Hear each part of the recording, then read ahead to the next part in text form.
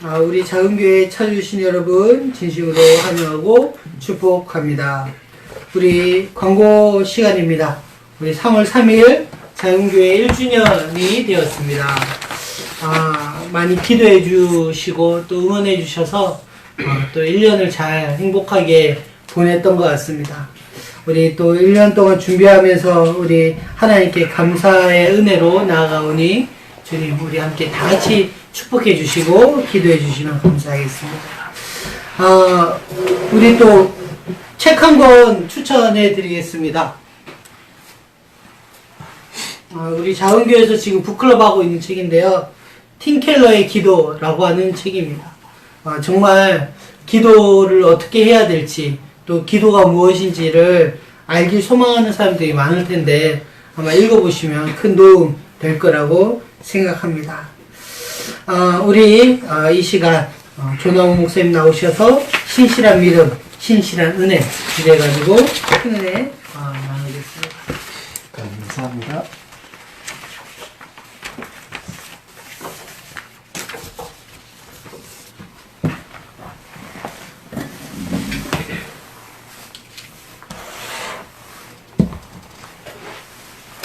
오늘 함께 나누실 하나님의 말씀은 창세기 24장 1절부터 9절까지 보겠습니다.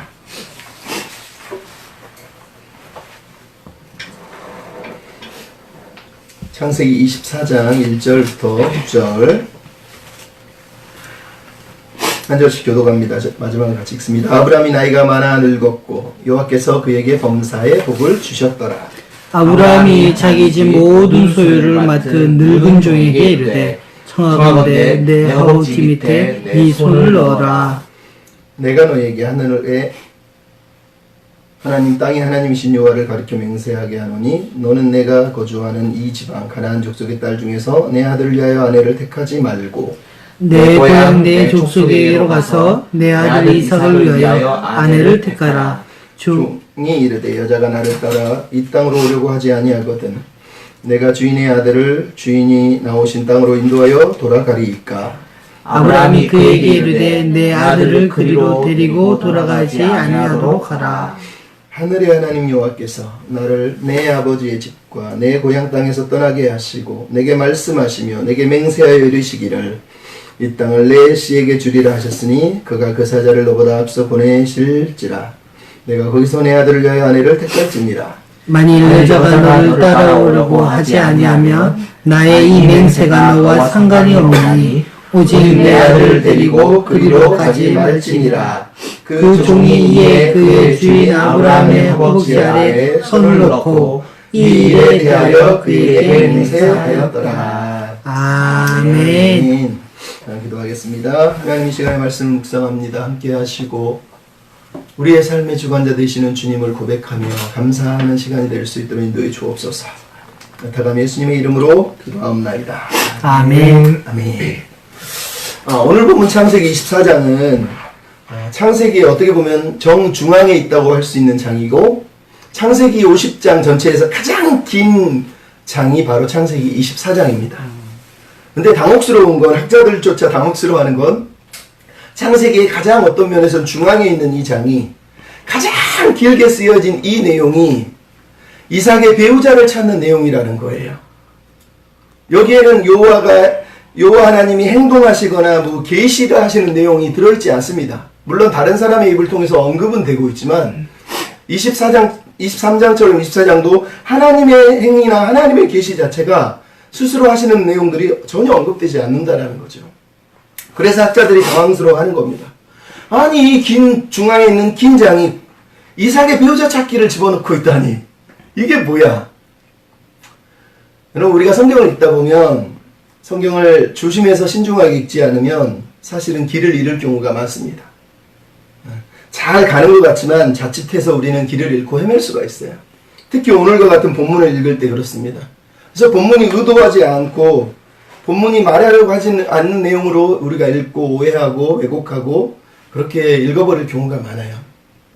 특히 오늘 본문을 읽을 때 많은 사람들이 갖는 궁금증이 두 가지 있습니다. 첫 번째 거는 그래 중요하지 않아요. 왜 하나님은 이삭을 아브라함은 하나님이 아니라 아브라함은 이삭을 가나안 땅에 머물게 하고 아내를 그 멀리서 데려오게 하는 거예요. 또 하나의 두 번째 질문은 이 본문을 읽으면서 수많은 사람들이 이 본문이 마치 결혼을 앞둔 사람들을 위한 배우자 찾기 텍스트로 읽고 있다라는 거예요. 결혼 예비 학교에서도 이 본문을 갖다가 이걸로 공부를 하면서 배우자를 찾을 때는 이렇게 구체적으로 기도를 해야 된다. 그래야 응답을 주신다라는 식의 교훈을 가르치고 있다라는 거죠. 사실 처참한 내용이거든요. 이 성경은 그런 내용을 가르치고 있지 않습니다. 단호하게 말하는데 결혼 예비 학교는 그런 식으로 가르치려면 문을 닫아야 됩니다. 우리는 성경을 배워야지 내가 원하는 것을 성경에서 끄집어내서 읽는 사람이 되면 안 됩니다. 차츰 본문을 읽으면서 나누면서 이 얘기를 언급하려고 합니다. 그 전에 음악을 하나 듣고 시작하겠습니다. 불러주시는 거 아니에요?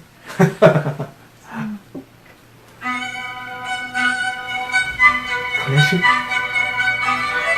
소리 높여주세요. 어둠까지 인형인가?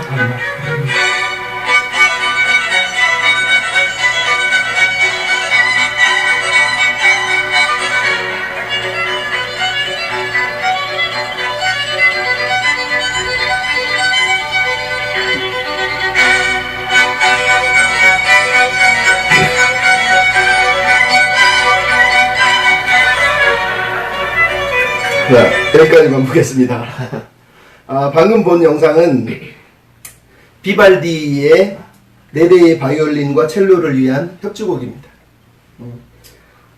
제가 이 음악을, 영상을 보여드리는 이유는 오늘 본문을 가만히 보면 마치 4대의 바이올린이 하나님 앞에서 막 자기 인생의 찬양을 드리고 첼리스트인 하나님께서 그 배경이 되셔서 아주 무겁지만 진중하게 배경이 되어서 나오시는 모습을 상상을 하게 돼요.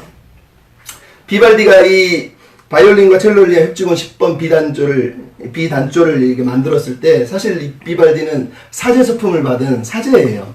이탈리아 음악가이기도 하고 18세기 바로크 음악의 대가로 성장하게 되는데 이 사람이 뭐라 그럴까 음악을 만든 중에 그 중에 500여 곡이 협주곡입니다. 근데 협주곡 중에 절반이 바이올린 협주곡을 만들었어요. 참 대단한 사람인 거죠. 근데 이 협주곡을 쭉 보고 있으면 이 바이올린 4대가 각자 자기의 소리를 내면서 막 연주를 하는데 결국은 하나의 소리를 만들어내는, 하나의 음악을 만들어내는 거거든요. 근데 이것과 더불어서 제가 또 하나를 생각을 하게 되는데 그게 바로 베토벤의 현악 4중주 협주곡입니다. 현악 4중주는 비발디의 바이올린 4대하고 다르게 바이올린 2대와 비올라 1대 그리고 첼로 1대가 연주를 합니다. 현악 4중주의 장점 아니면 단점 이게 있는데 그게 뭐냐면 현악 4중주 주자들은 바이올린, 비올라, 첼로 모두가 다 자기 파트에서 자기만의 독주자 역할을 하면서 이 4명이 이 음악을 끌고 간다라는 거예요. 그래서 자기의 최고의 기량과 최고의 기능을 보여주지 않으면 이 현악 4중주는 불협화음을 만들 수밖에 없다라는 거죠. 근데 이 본문을 이 현악 4중주하고 비교를 하면서 저는 그런 생각을 했습니다. 모든 음악은 예를 들어서 이 교향악단 같은 경우는 오보에가 기본음을 내면 나머지 악기들이 음을 다 잡는다고 그러잖아요. 현악 4중주는 1번 바이올린이 음을 내면 나머지가 음을 다 잡아가는 겁니다.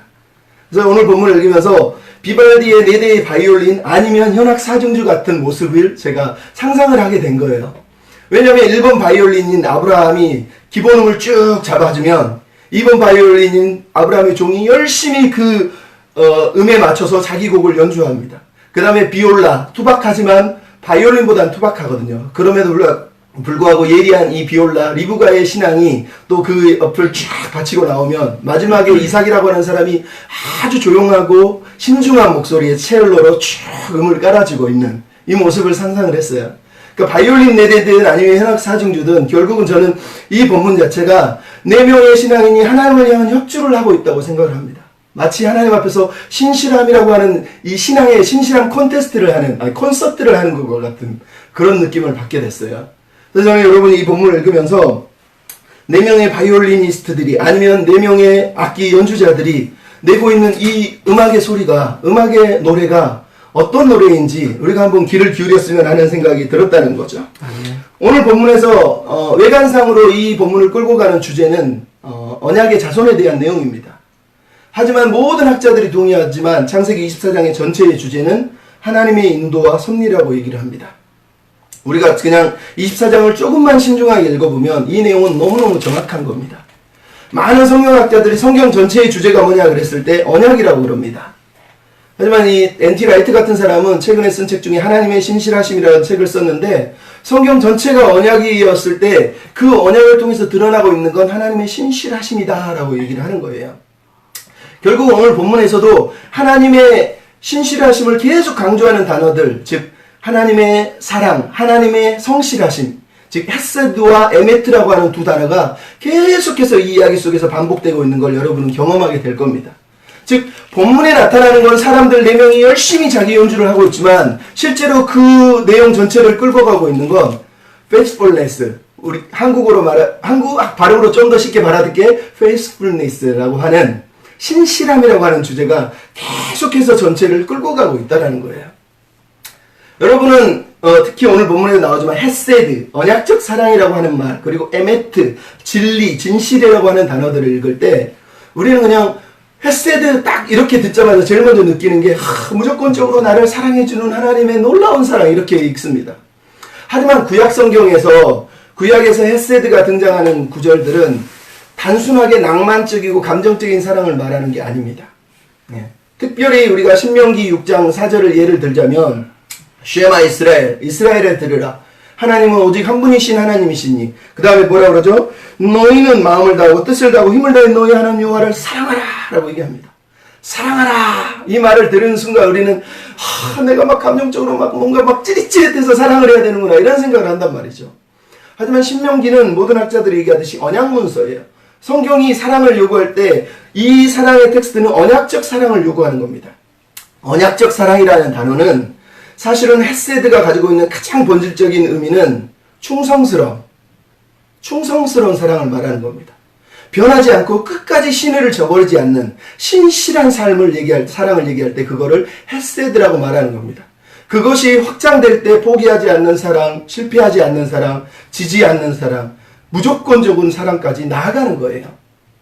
그래서 오늘 본문에서 강조하고 있는 이 사랑의 내용, 이 하나님의 신실함의 내용, 결국은 하나님이 포기하지 않으시고 신실하게, 충성스럽게, 성실하게 우리 인생을 돌보신다는 내용이지만 반대로 오늘 본문에 나온 4명의 주자들이 보여주고 있는 삶의 내용 또한 하나님 앞에 얼마나 그들이 신실한지, 성실한지, 진실한지 보여주고 있다는 거죠.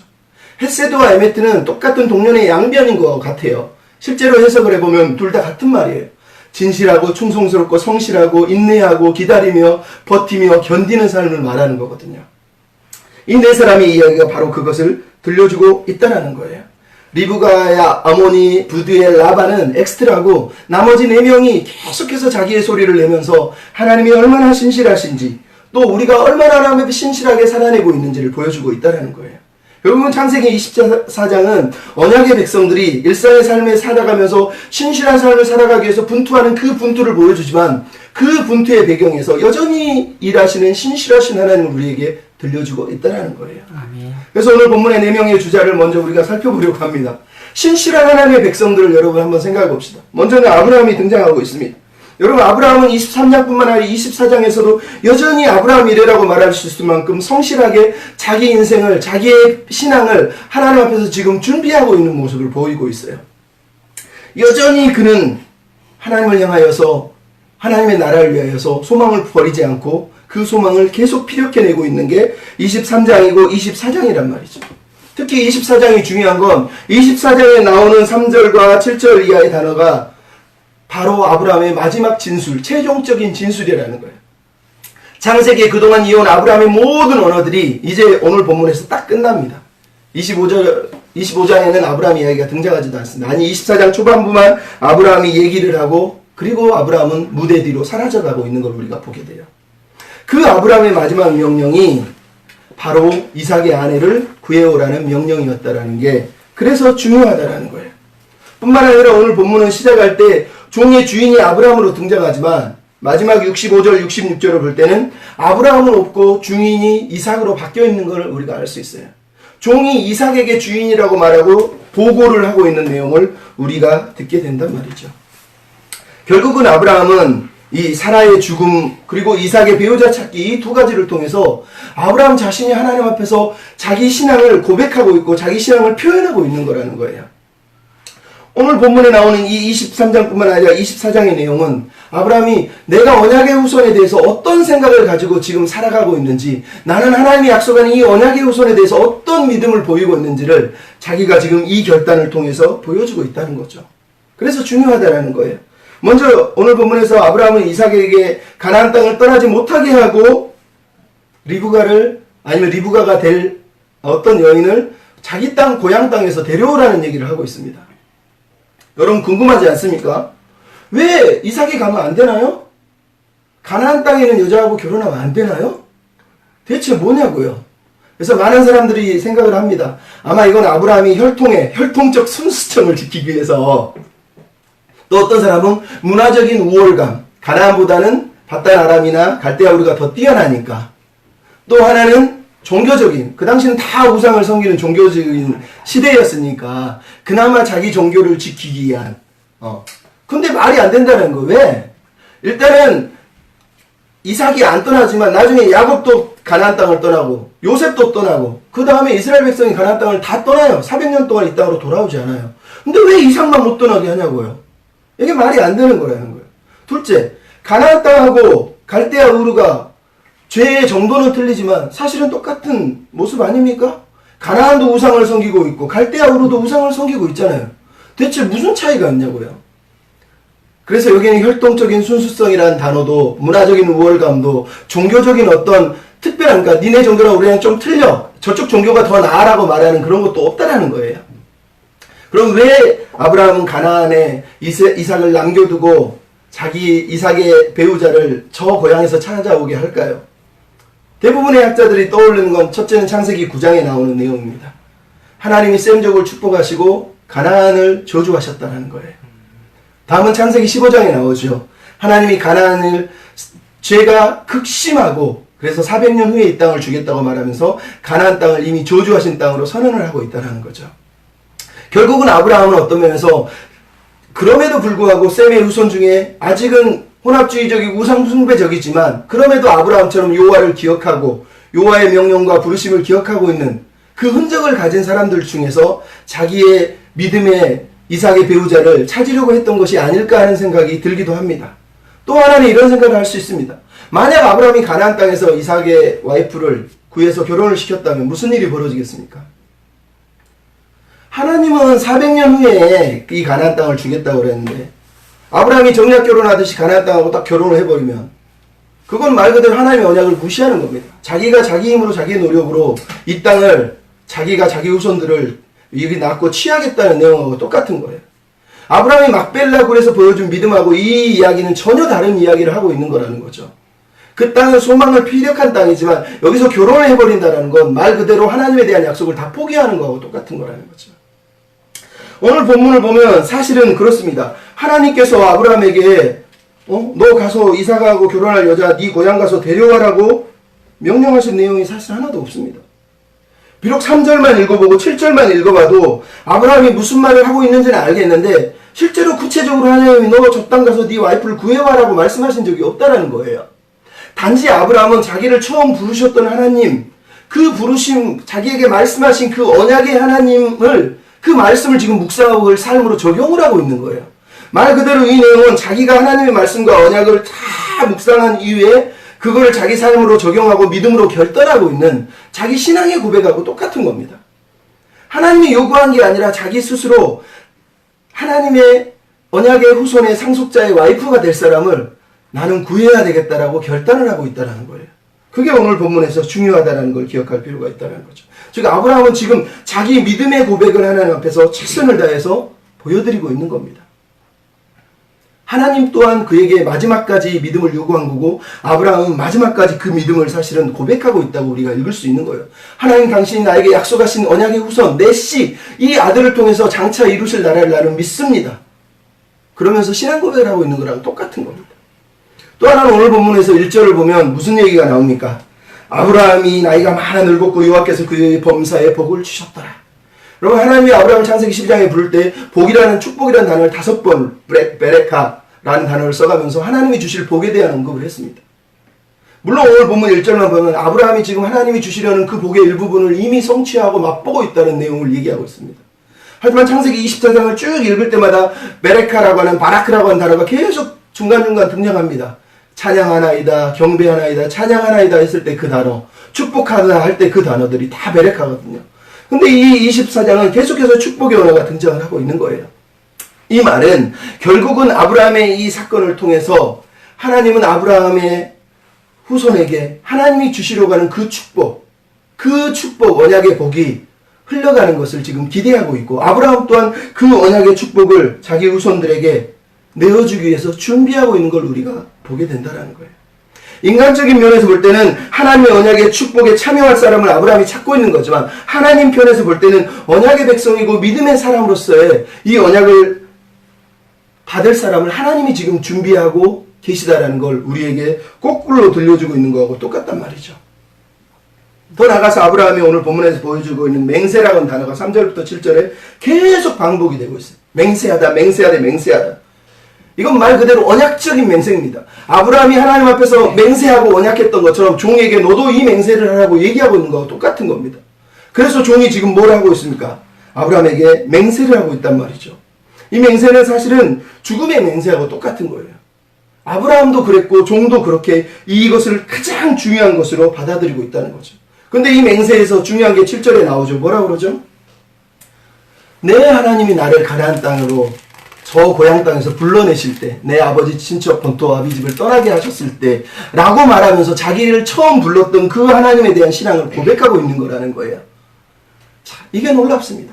여러분, 아브라함이 얼마나 신실하십니까? 얼마나 신실합니까? 라고 물어볼 때 이 구절을 우리가 읽으면 라고 말할 수 있습니다. 왜? 그는 처음 만났던 그 하나님, 첫사랑, 첫 소명, 첫 사명을 지금도 그대로 붙들고 있는 거예요. 아니, 그 첫사랑, 첫 소명을 더 강하게 붙들고 있는 거하고 똑같은 겁니다. 그는 변하지 않았고 믿음이 쇠하지 않았고 변질되지 않았고 오히려 그 믿음에 더 굳게, 더 단단하게 꽉 붙들려 있는 걸 우리가 보게 된다는 거예요. 여러분가 교회에서 첫사랑을 회복하라고 말하는 게 바로 이 단어 아닙니까? 나를 처음 불렀을 때 그 소명이 뭐였는지 우리가 잊어버리기 때문에 교회가 타락을 하는 거예요. 내가 처음 주님을 만났을 때 그 순수한 열정을 우리가 잊어버렸기 때문에 우리가 힘겨워하고 아파하는 겁니다. 하나님이 언제 당신에게 너 나 믿으면 내가 너를 위대한 목사로 온 세상을 휘어잡을 목회자로 세워줄 거라고 얘기한 적이 있습니까? 말도 안 되는 거죠. 그가 나를 위해서 얼마나 희생하셨고 얼마나 사랑하셨고 얼마나 죽었는지, 아프게 죽음을 당하셨는지를 기억하면서 감사하면서 그래요 나 주님 따라갈게요가 우리의 첫마디 아닙니까? 나를 따라오라 그랬을 때 아멘하며 갔던 게 우리 첫마디란 말이죠. 그거를 지금도 우리가 유지하고 그 발걸음을 따라서 걸어가는 게 하나님 우리를 부르신 부르심의 이유죠. 근데 우리가 세월이 지나면 뭘 합니까? 예수님 나 따라가고 있는 건 맞는데요. 이걸로는 안 되겠어요. 나한테는 집도 필요하고 차도 필요하고 교회도 필요하고 뭣도 필요하고 필요한데 현실이 있잖아요. 하나님 현실. 어떻게 내가 현실을 무시합니까? 그래서 우리가 하나님 앞에 달려들고 있는 거 아닙니까? 슬픈 거라면 제가 증인 우리 페이스북에도 증인 영화 최근에 보면서 그런 글을 잠깐 나눴죠. 크리스찬이 뭐냐고요. 크리스찬이 말 그대로 그냥 주님을 따라가는 사람이잖아요. 근데 우리에게 크리스찬이 뭡니까? 수많은 교회의 크리스찬은 말 그대로 축복을 받고 복을 받아 누려서 뭔가 떵떵거리고 살 때 그게 마치 크리스찬인 것처럼 왜곡을 하잖아요. 우리가 변질됐다네요. 변질됐다. 너무 아프지 않습니까? 그럼 오늘 보면서 아브라함이 뭐라고 그러죠? 자기 종에게 이삭의 아내를 찾으러 가려고 하니까 하나님이 그분의 사자를 먼저 보내겠다고 지금 얘기를 하고 있어요. 그 전까지는 아브라함이 자기 힘으로 자기 노력으로 뭔가를 해보려고 했던 그 사람이 이제는 완전히 모든 것조차 하나님께 맡기고 여호와 이레 그 산에서 만난 그 하나님에 대한 믿음을 고백하고 있어요. 하나님이 자기 스스로 이 일은 준비하고 계신 일이라는, 하나님이 앞서가시면서 일하고 계시다라는 거예요. 이 말 자체가 무엇을 얘기합니까? 아브라함이 구하고 있는 이삭의 아내는 말 그대로 그냥 좋은 배우자를 구하고 있는 게 아니라 이 언약의 상속자를 구하고 있는 내용이라는 걸 우리가 잊어버리면 안 된단 말이죠. 근데 아브라함이 지금 이렇게 믿음으로 반응을 하고 있는 거예요. 하나님이 일하고 계시다. 하나님이 쉬지 않고 계시다. 하나님 당신의 구속 계획을 위해서 이 언약의 축복을 이루어가지고 일하고 계신 거다. 나는 그 일하심을 믿고 지금 너를 파송하는 거야 라고 지금 말하고 있다는 말이죠. 얼마나 아브라함이 신실하게 변함없이 하나님을 더 강하게 붙들고 있냐고요. 더 놀라운 게 5절에 나오죠. 뭐라고 그러죠? 종이 여자가 나를 따라오지 않으면 어떻게 할까요? 아브라함이 얘기하죠. 8절에 만일 여자가 나를 따라오지 않으면 이 맹세는 너와 상관이 없다. 오직 내 아들을 그리로 데려가지 마라. 그럼 이 단어가 얼마나 놀라운 단어인지 아시죠? 아브라함은 모든 결과를 다 하나님께 맡긴 겁니다. 어떻게 해서든지 데려와라고 말하고 있는 게 아니라는 거예요. 종에게 맡겨진 사명도 아브라함도 지금 가지고 있는 믿음도 똑같습니다. 성공과 실패를 자기들이 결정하지 않아요. 성공과 실패가 이 사명의 핵심이 아니라는 거예요. 이 믿음의 핵심은 순종이에요. 끝까지 그냥 최선을 다해서 그 명령만 감당하면 돼요. 종도 그래야 되고 아브라함도 그래야 됩니다. 심지어 아브라함이 그 여자가 안 온다고 그러면 자기가 죽어서 자기 아들의 며느리를 못 볼지라도 아브라함은 지금 상관없다고 말하는 거하고 똑같은 겁니다. 만약 하나님이 허락하시면 감사하지만 허락하지 않아도 난 괜찮다고 얘기하고 있는 거예요. 이게 아브라함의 기도의 목적이에요. 하나님 내가 구체적으로 이런 기도 제목을 정해놨으니 이 여자를 보내주세요라고 말하고 있는 게 아니란 말이죠. 얼마나 대단한 믿음으로 서 있냐고요. 여러분 이 땅의 교회가 우리가 하나님을 제대로 안 섬기는 이유가 바로 여기 있습니다. 모든 것에 대한 성공과 실패의 결과를 예측하고 판단하고 그것에 따라 우리 신앙을 움직이니까 성공하면 감사하다 그러면서 자기 자랑하고 실패하면 불평하면서 하나님께 책임을 떠맡기고 뭐 하는 짓이냐고요. 우리가 할 일은 나를 부르신 그 부르심에 합당하게 그냥 살아내면 되는 거라는 거예요. 아멘. 그게 하나님이 요구하시고 있는 아브라함을 향한 믿음이고 아브라함이 지금 그렇게 하고 있다는 거예요. 그래서 데릭 키드너라고 하는 사람이 이런 얘기합니다. 하나님은 이삭과 관련해서 끝까지 아브라함에게 믿음을 요구하셨다는 거예요. 그리고 아브라함은 끝까지 아니 더 강하게 자기 믿음을 지금 피력하고 있다고 얘기하고 있는 거예요. 이게 제1번 바이올린을 켜고 있는 아브라함의 모습입니다. 이번 주자 종을 보십시오. 이 아브라함의 명령을 받은 다음에 종이 해가고 있는 게 무엇입니까? 철저한 충성, 말 그대로 신실함을 보여주고 있습니다. 여러분 오늘 본문에서 아까도 얘기했지만 종은 제일 먼저 목숨을 건 맹세를 합니다. 아브라함의 허벅지 아래도 손을 놓고 맹세를 했단 말은 말 그대로 자기가 죽고 자기 생명이 끊어질지라도 자기 자식들의 후손을 못 볼지라도 나는 이 맹세를 지키겠습니다라고 말하는 생명을 건 맹세였다라는 거예요. 더 나아가서 오늘 본문에서 특히 종이 등장하는 10절부터 계속해서 언급되고 있는 단어가 뭐냐면 종, 나의 주인, 종, 나의 주인, 나의 주인 아브라함, 나의 주인. 계속해서 종은 자기의 정체성을 얘기할 때마다 자기는 종이고 나는 주인이 있다라는 언급을 계속하고 있는 걸 우리가 보게 돼요. 스스로 교만할 자리에 처하는 순간이 다가오는데도 그는 절대 교만하지 않습니다. 심지어 맨 마지막에 66절에 뭐라고요? 종이 그 행한 일을 다 고함해. 그는 스스로 종으로서의 임무를 철저하게 최선을 다해서 했고 그 결과를 고하고 있는 걸 우리가 지금 보고 있는 겁니다. 얼마나 충성스러운지를 보여주고 있어요. 특별히 우리가 24장 33절을 보면 라반이 부두엘의 어머니가 부두엘이 리브가의 어머니와 부두엘이 뭐라고 그러죠? 를 와서 먹으라고. 아브라함이 집에서 왔냐고 그러면서 막 뭐 음식을 차려주고 막 먹으라고 그러는데 이 종이 첫 마디가 뭐랍니까? 그 음식을 베풀 때 그 사람이 이르되 내가 내 일을 진술하기 전에는 먹지 아니하겠나이다. 나로 말을 하게 해달라는 거예요.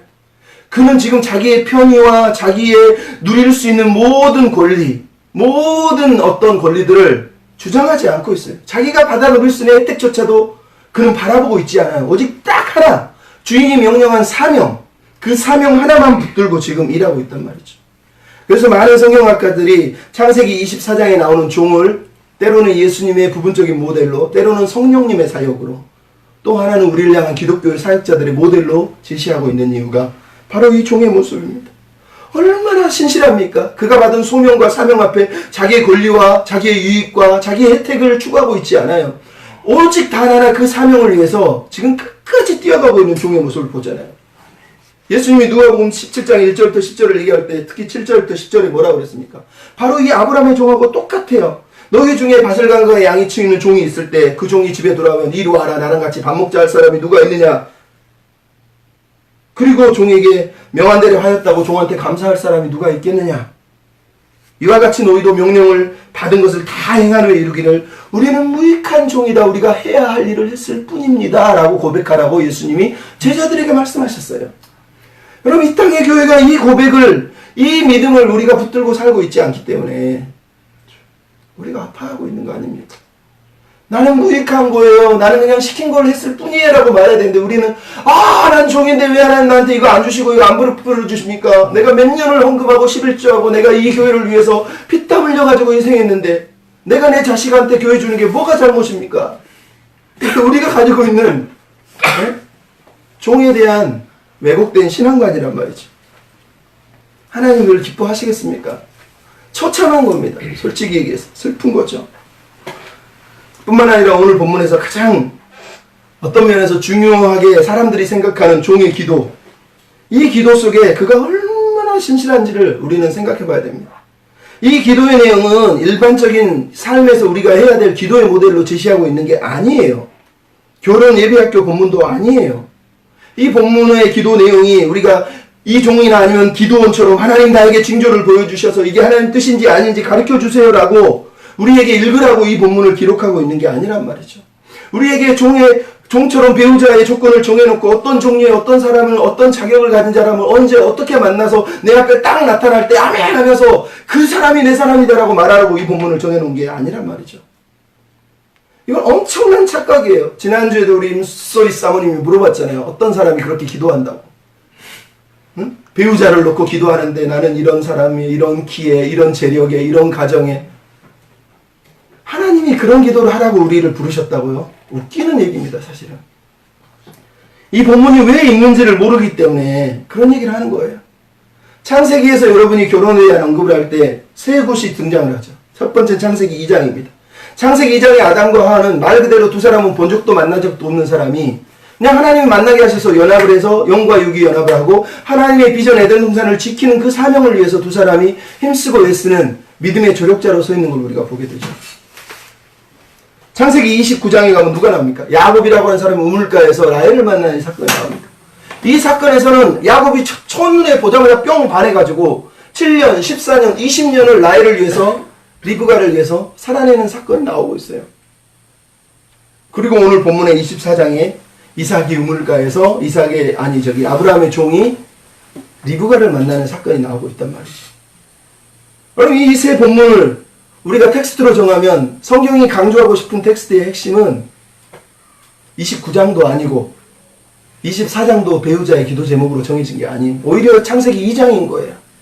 하나님의 꿈, 하나님의 비전을 위해서 하나님의 나라를 위해서 하나님이 붙여준 그 사람들이 최선을 다해서 그 비전을 위해서 살아가기를 원하는 거지 내가 원하는 사람을 정해놓고 내가 언제 누구를 어떻게 만나서 어떤 조건의 사람을 만나야 됐다라고 말하고 있는 게 아니란 말이죠. 창세기 본문 24장만 읽어보십시오. 너무너무 우리가 헛되게 읽잖아요. 첫째, 아브라함이 리브가의 조건을 놓고 기도한 내용이 있습니까? 단 하나도 없어요. 그냥 그 여자가 그 집을 떠나올 수 있었으면 그거밖에 없습니다.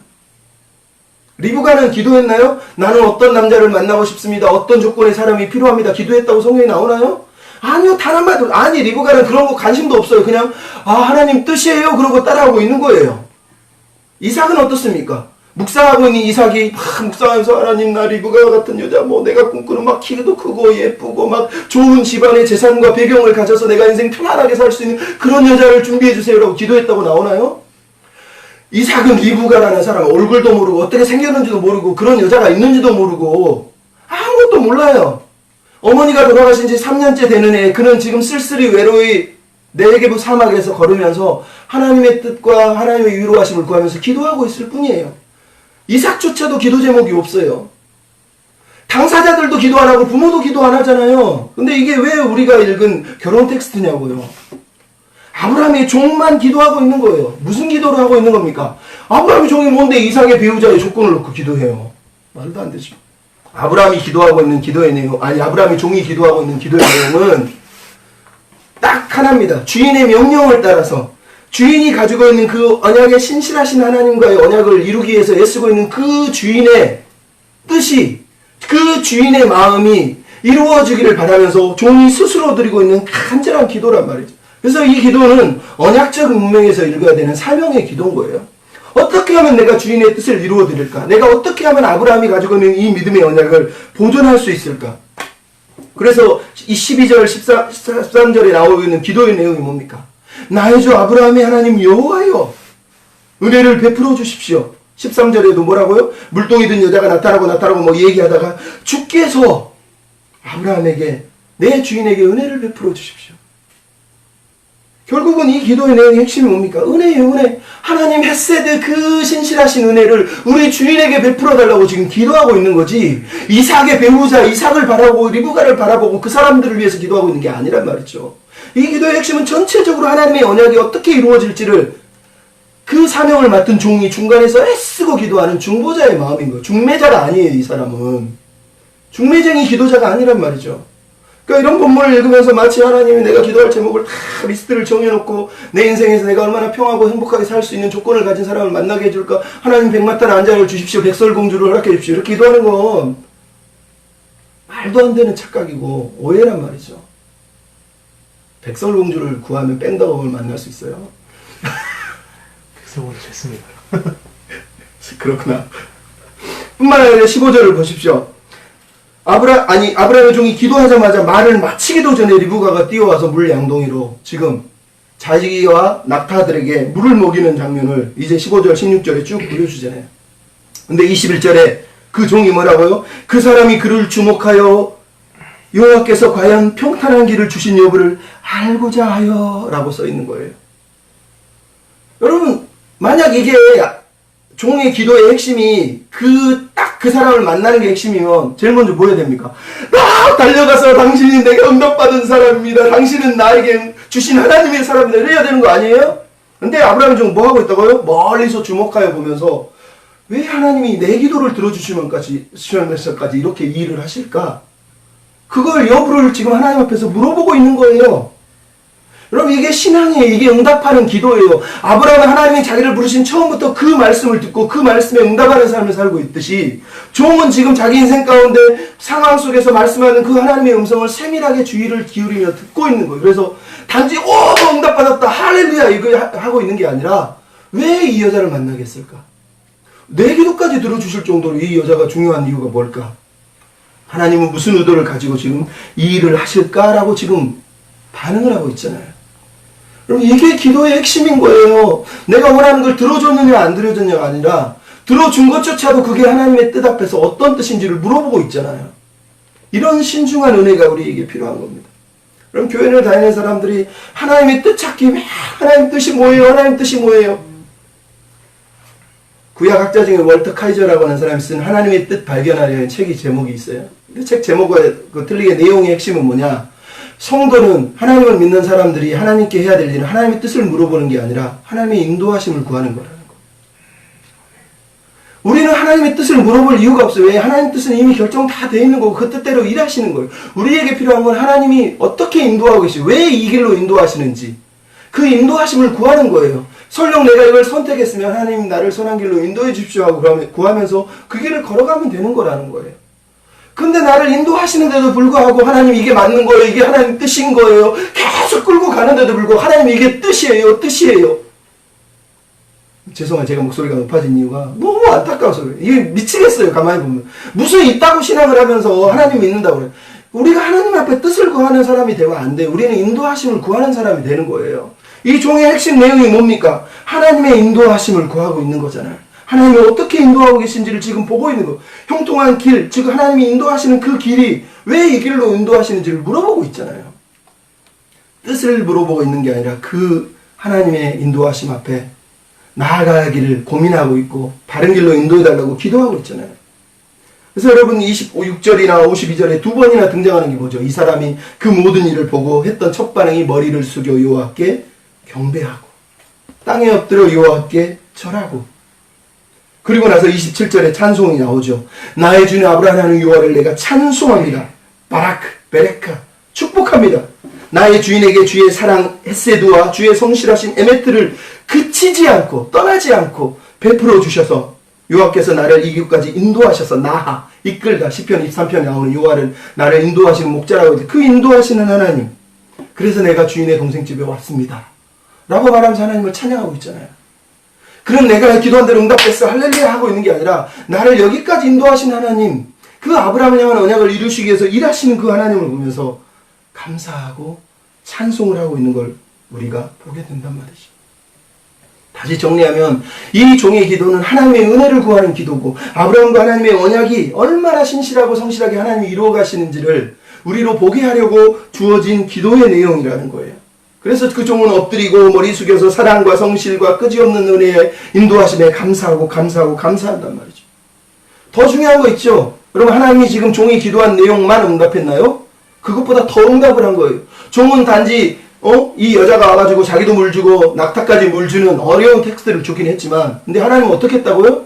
이 여자가 세상에 아브라함의 동생 나홀의 딸이라는 거까지 아예 딱 정해서 이 종의 마음에 완전히 모든 것이 해소되게 만들어버렸잖아요. 이 말은 아브라함이 종이 기도한 내용만 들어주신 게 아니라 그 내용을 넘어서서까지 하나님은 이 기도까지도 사용해서 하나님 당신이 하고 싶은 그 일을 하고 있다는 걸 깨닫게 하시려고 이 기도를 들어주셨다는 얘기예요. 그게 핵심이란 말이에요. 그게 핵심. 여러분 보고 이 본문 읽으면서 아까도 얘기했지만 하나님, 나의 배우자는 이러이런 조건을 가진 사람이 필요합니다. 징조를 보여주십시오. 평생 결혼 못할 수 있고 결혼해도 저주가 될 수도 있습니다. 죄송합니다. 저주를 해서. 진짜 중요한 건 이 종과 같은 믿음으로 살아내는 겁니다. 인도하십시오. 성공과 실패가 아니라 이 사명을 감당할 수 있도록 하나님 인도해 주십시오. 그것이 그렇게 일어나지 않아도 아멘할 수 있도록 도와주십시오. 이러면서 나아가고 있는 종의 모습을 볼 수 있단 말이죠. 더 놀라운 건 종의 신앙 고백이 33절부터 47절에 등장하고 있습니다.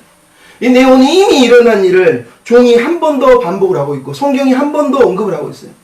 여러분, 우리가 성경의 저자라면 뭐 하려고 이미 일어난 일을 한 번 더 또 길게 나열하냐고. 그냥 짤막하게 종이 그동안 있었던 일을 라반에게 얘기했더라 이렇게 한 줄로 딱 끝내도 되는데, 지금 본문을 보면 33절부터 47절까지는 종이 자기 주인 집에서 떠나와서 벌어진 사건과 일어난 일과 자기가 엎드려 경배한 내용까지 세세하게 다 얘기하고 있어요. 이 긴 내용을 이 본문에다 다 넣고 있다면. 그래서 이 본문이 길어진 거예요.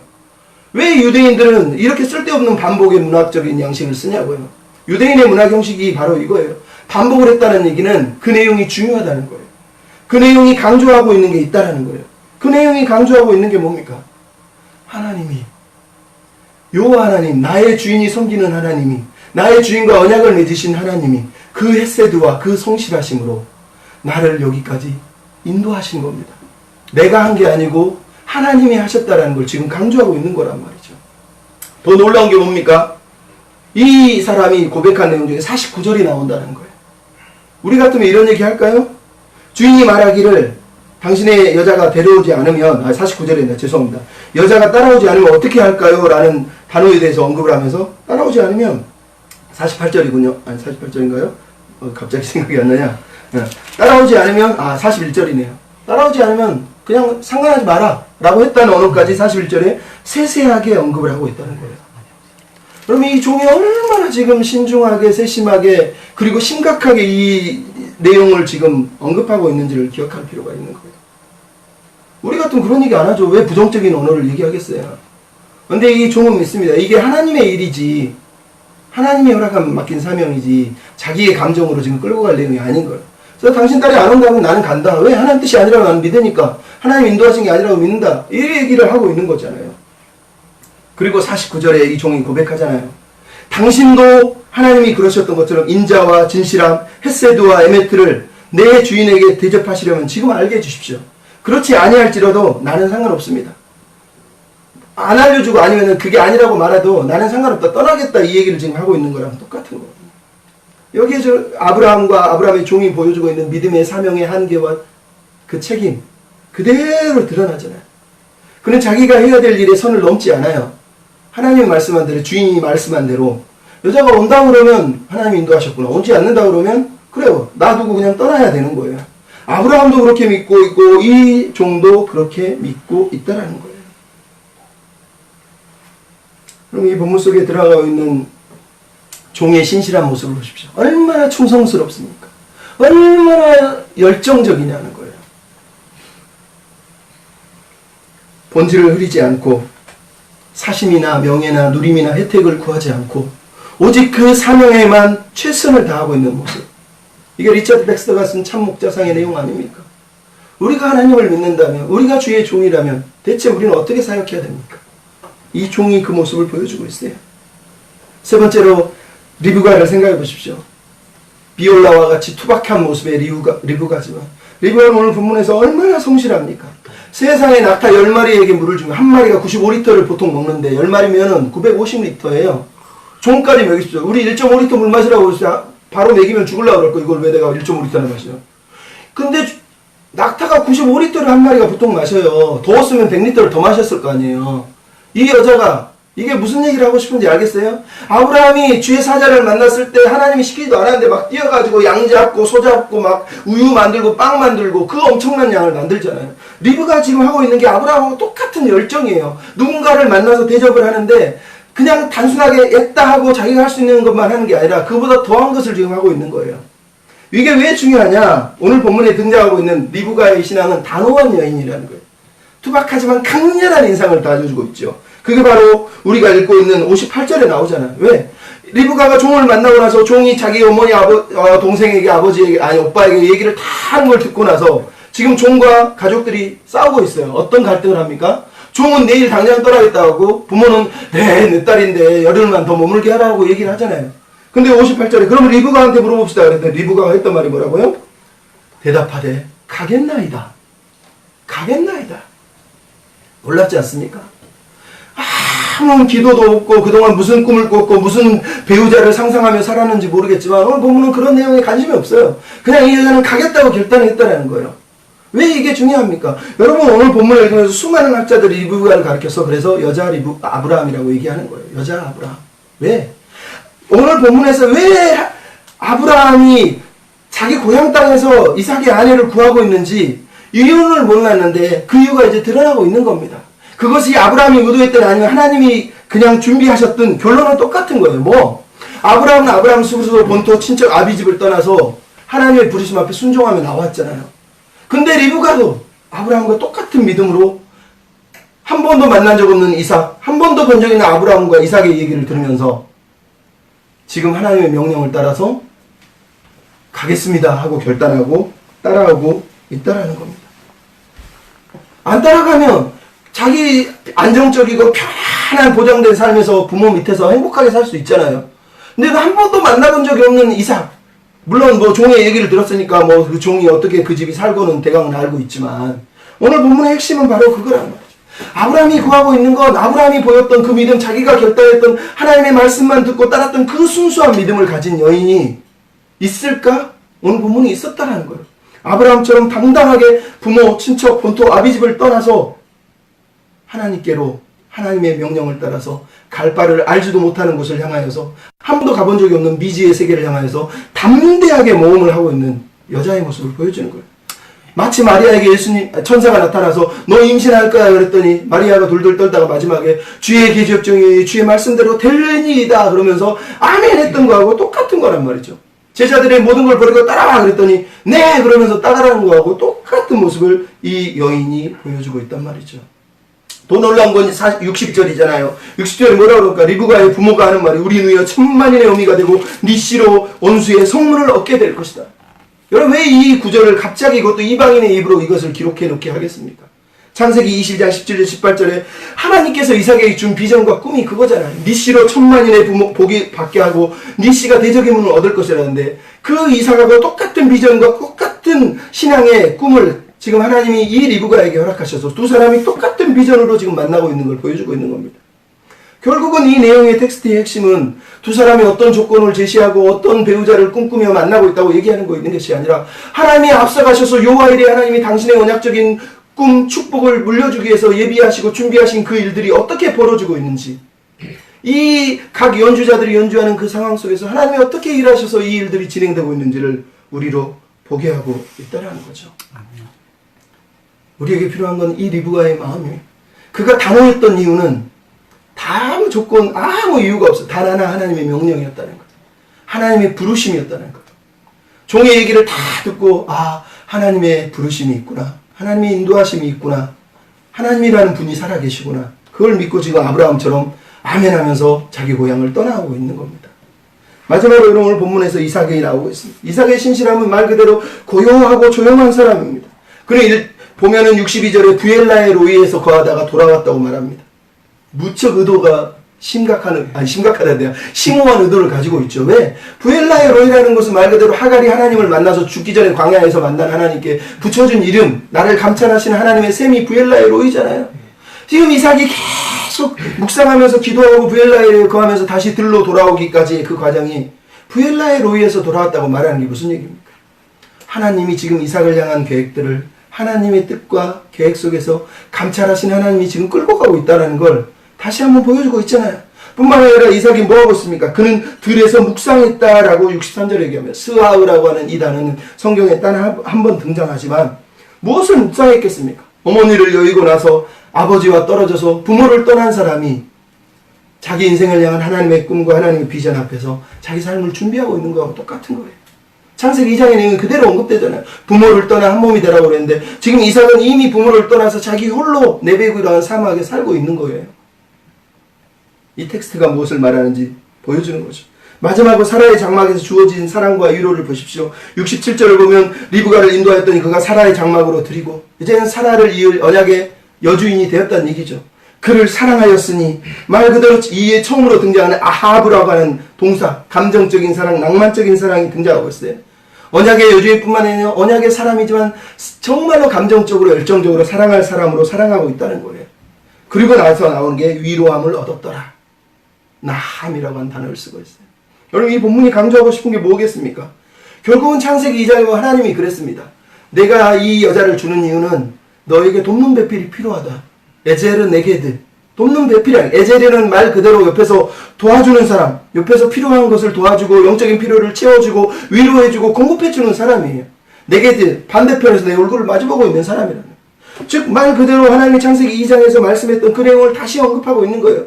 하나님 의리로 만나게 하시고 결혼하게 하신 이유는 어떤 조건과 어떤 모든 그 리스트가 다 정해져서 됐다라고 만나게 하는 게 아니라 그 다음이 더 중요하기 때문이에요. 두 사람을 만나서 지금 사랑을 하고 두 사람을 만나서 서로가 서로를 위로하는 에젤 네게드가 돼 있다는 얘기예요.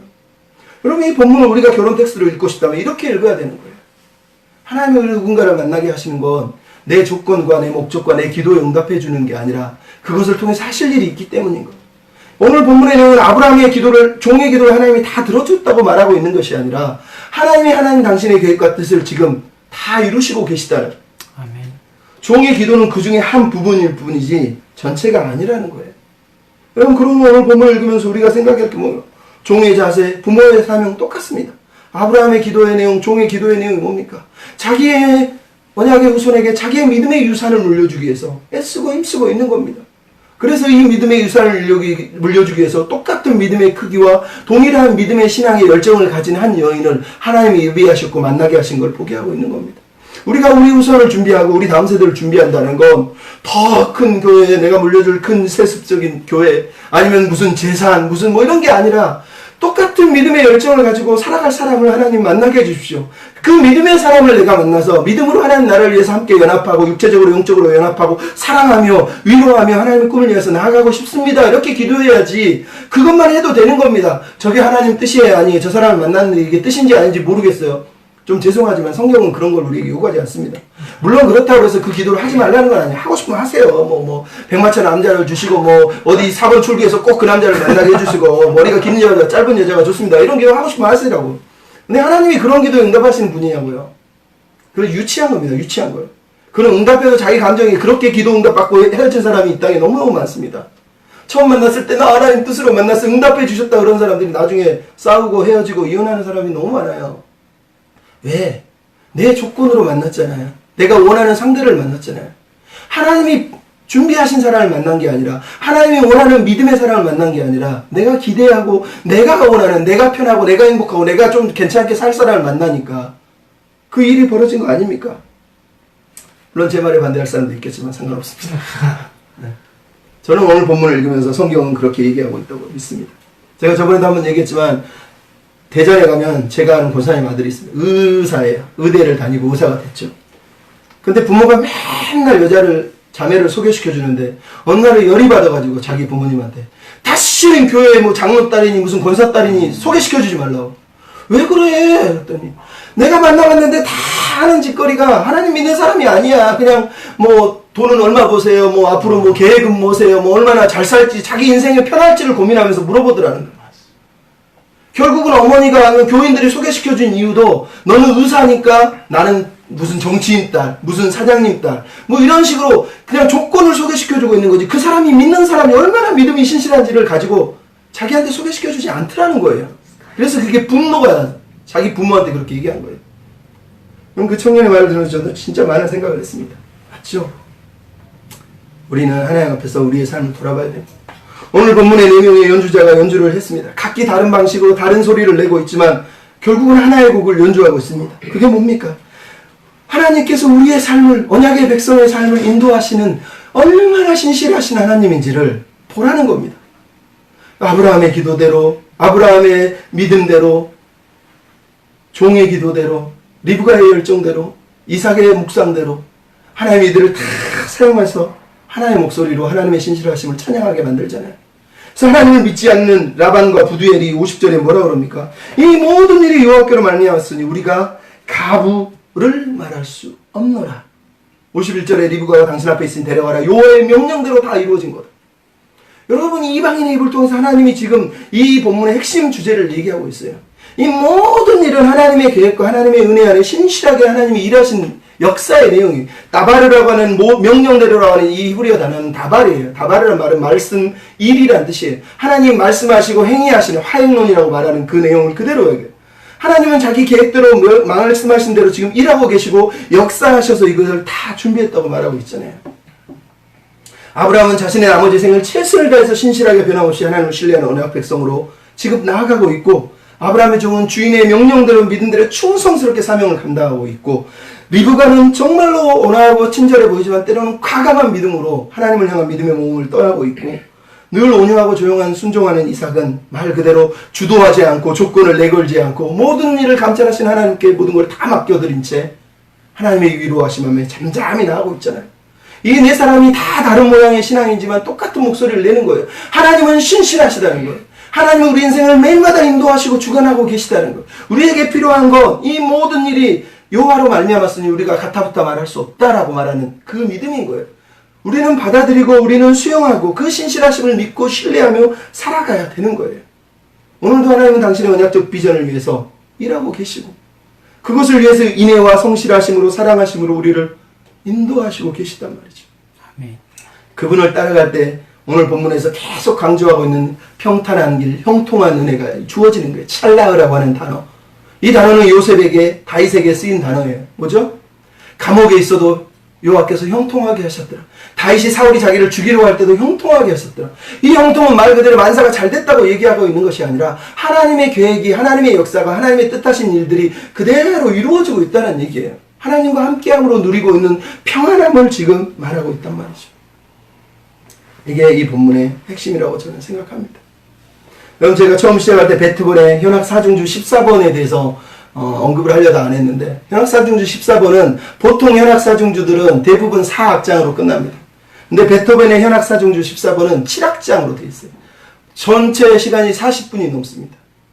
보통 현악사중주든 무슨 협주곡들은 중간에 쉬면서 악기를 조율하지만 현악사중주는 중간에 쉬는 시간이 없습니다.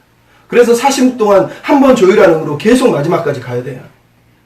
그래서 어떤 사람들이 이 음악가들도 평론을 하기를, 이거는 베토벤이 마지막 자기 말년의 생애에 처음으로 내놓은 내면의 소리, 삶에 대한, 인생에 대한 해석이다라고 얘기를 했어요. 그동안 그는 고전주의 음악에 심취했지만 이 마지막 14번 현악사중주를 내놓으면서 고전주의와 결별을 하고 새로운 음악의 세계, 즉 음악이 삶을 얘기해야 된다라고 선언했다고 말을 하고 있어요. 왜? 여러분, 현악사중주가 7악장까지 있다는 거예요. 처음에는 푸가라고 하는 장르로 시작하다 마지막에는 소나타로 시작하는데, 이 7악장에 들어가면 C샵이라고 하는, 도샵이라고 하는 단어를 계속해서 중간중간에 계속 등장을 해서 서로가 똑같은 소리를 내게 만들어놨어요. 근데 문제는 못 낸다는 거예요.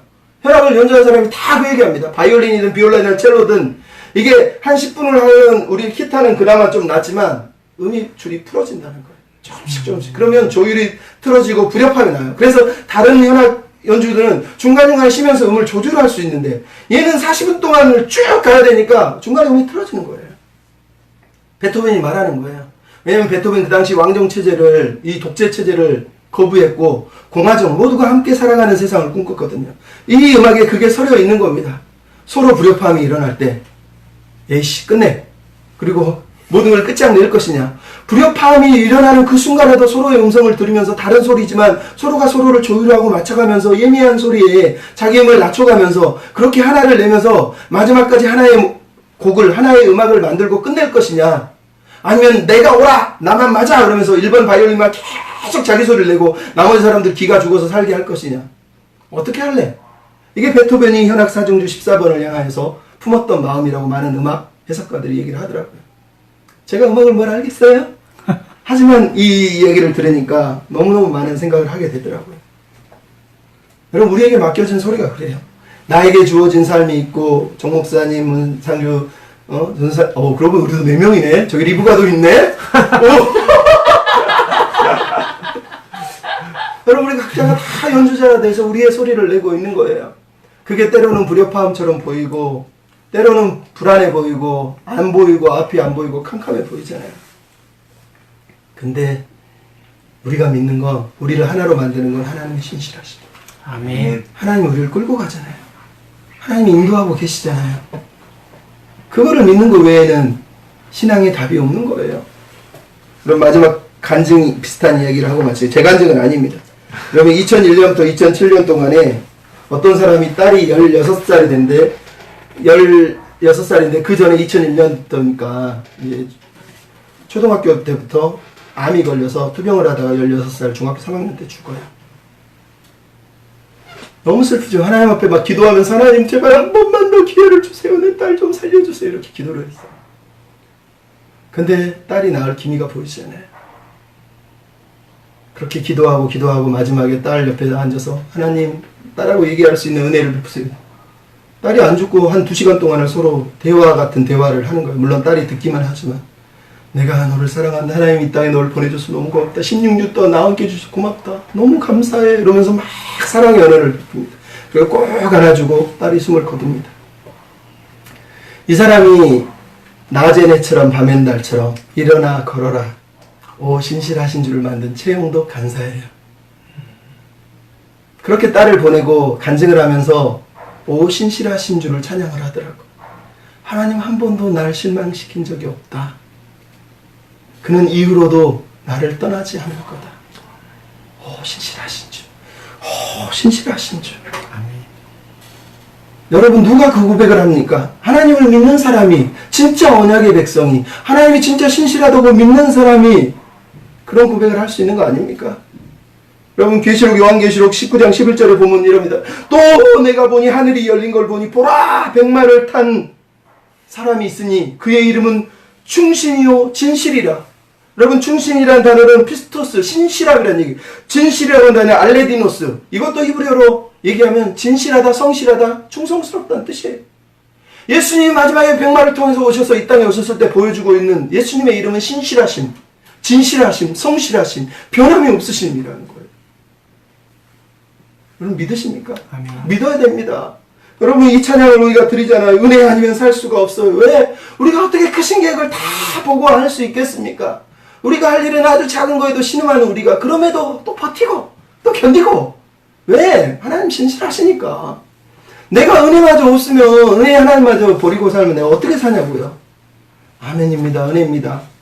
이거 왜 답이 있습니까? 신실하신 주님, 나도 신실하게 변함없이 하나님 사랑하고 살겠습니다. 아멘. 이렇게 고백한 저 여러분 됐으면 좋겠습니다. 은혜 아니면 살 수가 없습니다. 호흡도 주의 것이고 모든 것 다 주님의 것입니다. 주님께 맡겨드립니다. 이 삶을 받아주시옵소서. 주님 고백하며 나갑시다.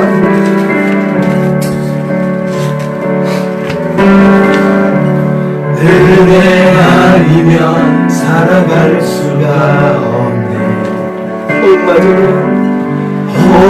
호흡마저도 다 주의 것이니 세상 평안과 위로 내게 없어도 예수 오직 예수뿐이네. 은혜 아니면 은혜 아니면 살아갈 수가 없네. 호흡마저도 다 주의 것이니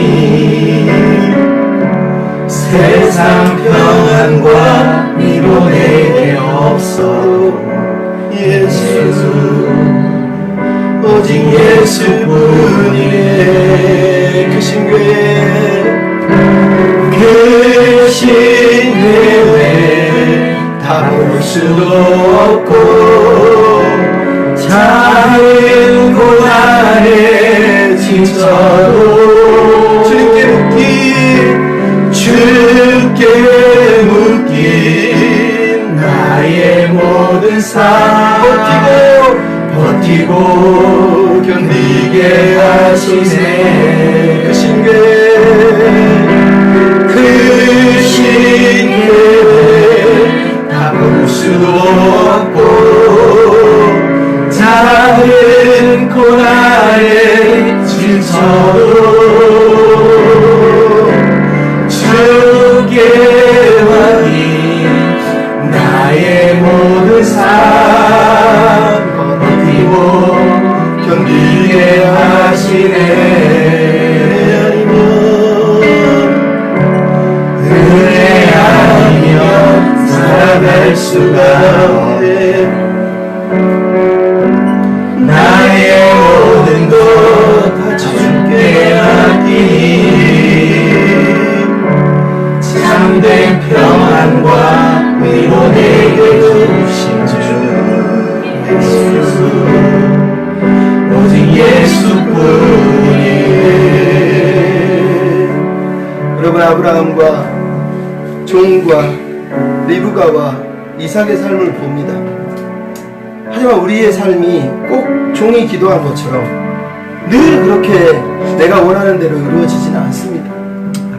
우리가 볼 수 없는 거, 알 수 없는 게 너무 많거든요. 중요한 건 이 이야기에서 어떻게 기도했느냐가 아니라 어떻게 그들이 신실하게 이 하나님의 꿈과 비전을 위해서 애쓰고 있는지, 또 하나님 얼마나 신실하게 그들을 붙들어가며 하나님의 크신 계획 가운데 그들을 인도하고 있는지, 따로 떼어놓고 보면 이해할 수 없지만 다 묶어서 보면 결국은 하나님의 은혜구나, 하나님의 신실하심이구나, 우리가 고백하지 않을 수 없지 않습니까? 우리도 그렇게 고백해야 됩니다. 하나님께 묶인 내 삶이고 주님이 크신 길 가운데 나를 인도하십니다. 내가 그것을 믿고 신뢰합니다. 주님 인도해 주십시오. 우리 고백이 되어야 되지 않겠습니까? 아멘. 우리 그런 마음으로 다시 한번 크신 교회를 다 볼 수 없지만 크신 교회 다 볼 수 없고 작은 고난에 지쳐도 주께 묶인 나의 모든 삶 견디게 하소서. 크신 예배 다 볼 수도 없고 작은 고난에 지쳐도 주께 맡긴 나의 모든 삶 버티고 견디게 하시네. 은혜 아니면 살아갈 수가 없네. 나의 모든 것 다 주께 맡기니 참된 평안과 위로 내게 주신 주 예수 오직 예수뿐이네. 우리 기도할 때 하나님, 우리가 오늘 하나님 앞에서 이 인생의 연주를 합니다. 하나님, 현악사순교처럼 우리에게 주어진 자리에서 최선을 다해서 신실한 믿음으로 주님을 노래게 하게 하여 주시고, 하나님의 변함없으신 그 신실하심을 신뢰하며 주께 맡긴 이 삶을 내어드리며 호흡마저도 주관하신 주님 의지하며 살도록 도와 주시옵소서. 그 계획을 믿고 신뢰하오니 역사하여 주옵소서. 우리 같이 기도하여 나아가겠습니다. 사랑하는 아버지, 오늘 우리가 아브라함과 그의 종과 리브가와 이삭을 통해서 그들이 연주하는 하나의 역주고 하나님의 신실하심을 우리가 믿습니다. 그분이 오늘도 일하시며 역사하시며 간섭하시며 우리 인생 가운데 아버지 일하심을 오늘 우리가 배웁니다. 신실하신 하나님, 더 신실하신 아버지, 그 신실하신 하나님을 신뢰하며 할지라도 그럼에도 한번 우리가 주께 이 삶을 감당하게 하여 주시고 버티고 견디며 찬양하며 감사할 수 있도록 하나님과 하여 주시기를 원하옵니다. 우리의 믿음이 변하지 않게 하여 주시고 우리가 끝까지 더 견고해지는 믿음의 사람 되게 하시고 우리의 어떤 중요한 상황에 최선을 다해 성실하게 존재를 감당하게 하여 주시옵시고 우리를 부르신 하나님 본심 앞에 과감한 결단을 하며 믿음의 행진을 감당하는 저희들을 인도하여 주시옵시고 때로는 잠잠히 신실하게 하나님이 주신 은혜와 하나님이 열어가신 슬픔과 아픔들과 기쁨들을 붙들고 기도하며 주님 베푸실 그 평안과 그 위로를 맛보며 살아갈 수 있는 하나님 인도하여 주시기를 원하고 기도합니다.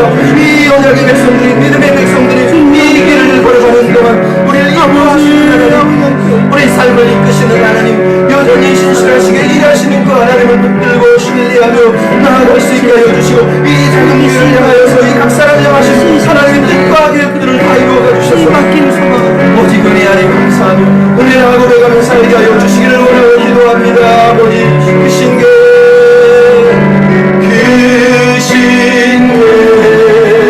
알 수도 없고 작은 고난에 지쳐 주께 묻기 나의 온 삶 견디게 하시네 그 신께 할 수도 없고 작은 고난에 지쳐도 주께 맡긴 나의 모든 삶 그리고 이해하시네 조용하게 그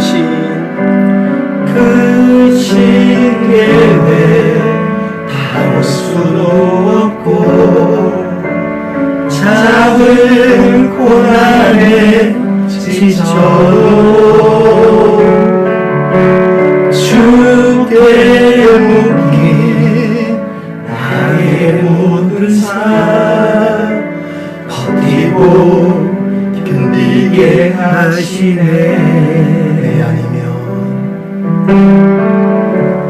은혜 아니면 살아갈 수가 없네 나의 모든 것 다 주께 맡기니 참된 평안과 위로 내시고 참된 평안과 위로 내주신 주 예수 오직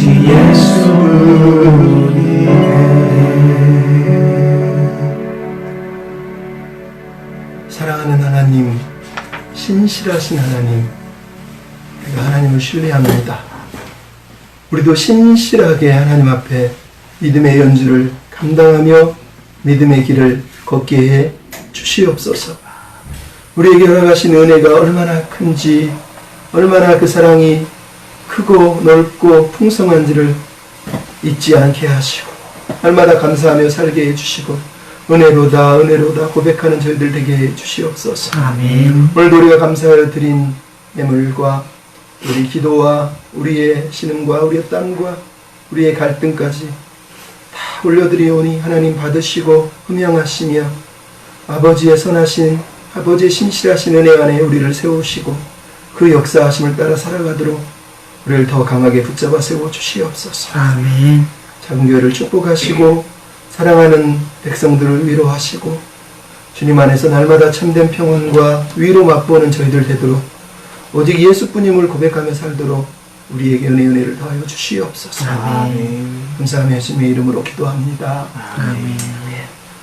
이제는 우리의 길과 진리가 되시는 우리 예수 그리스도의 은혜와 날마다 신실하게 그 길을 걸을 수 있는 힘을 주시고 아들까지 내어주신 우리 주 우리 아버지 하나님의 놀라운 사랑과 또 우리의 길에 동행하며 위로하며 격려하시는 성령님의 역사가 신실하신 하나님의 백성으로 신실하신 주님의 백성답게 살기를 원하는 작은 교회와 하나님의 백성들 위해 이제부터 영원토록 함께 하시기를 간절히 축원하옵나이다. 아멘. 사랑하는 주님, 우리가 주님을 사랑합니다.